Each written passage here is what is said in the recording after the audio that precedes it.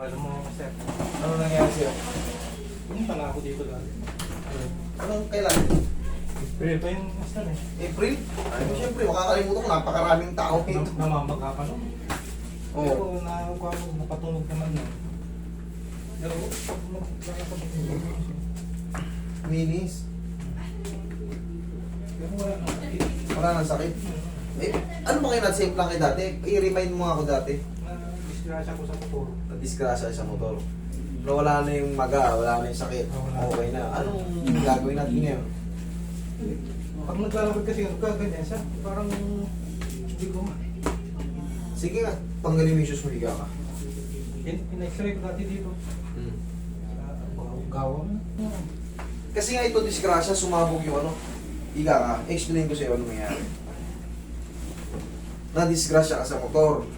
Ngayon, o, tignan mo, na ano na kasi ito, nasira yung ano mo. Nakalihis noon, pag-semplang mo, di ba, inayos ko, April, magang magapa to nun, di ba? Ngayon, wala na yung, naayos na kasi noon, kaya umupa na yung maga. Ngayon, wala siyang sakit. Ngayon, ang pinoproblema mo, lumiligo, pero wala namang pain. Medyo masakit lang siya. Pag nagkaroon na, lalo na pag matagal ako nakaupo tapos tatayo ako.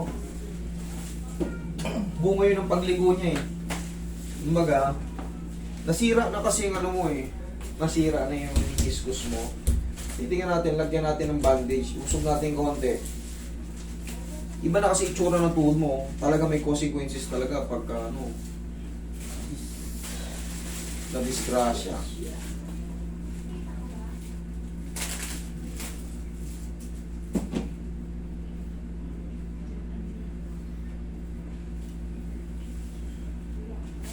Lalagyan mo to ng brace. I-support, ha?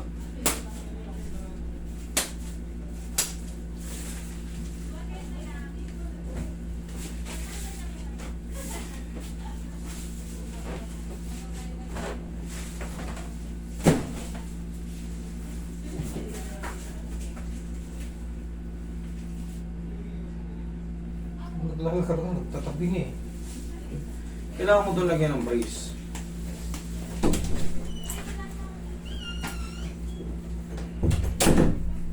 Dito ako ng Pampanga. Ayan sila, Sambales yun. Iba. Iba. Ayun din ang biyahe nun. Yan din ang parang, ay, baka ang stopover nila, ano?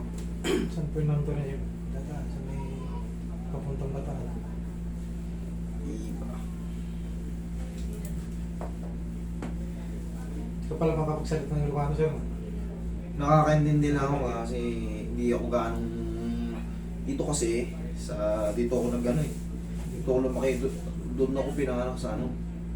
Dati Ilocano ako salita. Pero ngayon, pag nasa Caloocan kasi kailangan matatas ka mag-Tagalog. Eh dati uso pa yung mga buli-buli. Ngayon na lang nawala yung mga dito kasi pagka may salita kang ano, mabubuli ka. Dito sa Caloocan talagang Pagkabigan no? ano kami, sa Bela. Nakita ko sa Rojas Isabela. usap ko yung pinsan mo yata yung sabi. Tingin mo, lakad ka.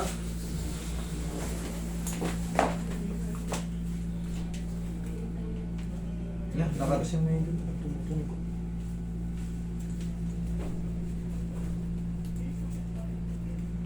Nakaganon siya kasi. Okay. Kailangan talaga, sir. Kailangan talaga yan, sir. Tanggapin mo yung ano, bumigay yung ano eh. Ibon. Oo. Ito kasi siya, inayos ko nito ng April, nung namamagay ito niya, disgrasya mo to. Naayos naman, wala na yung masakit. Kaya kumpara nung ano. Ngayon, sira yung ano, sira yung meniscus niya. Bumigay. Para siyang dumudulas. Dumudulas lang, pero wala nang sakit. Nilakad na.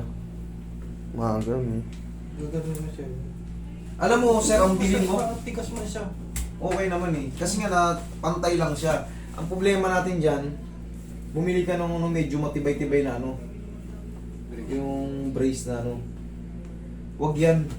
Mobilizer. Mobilizer ang bilhin mo. Yung may pakal. Oo, sa gilid. Yan ang ano. Ano na siya? Wala namang masakit eh, oh. Oh. Kaya naman eh, oh.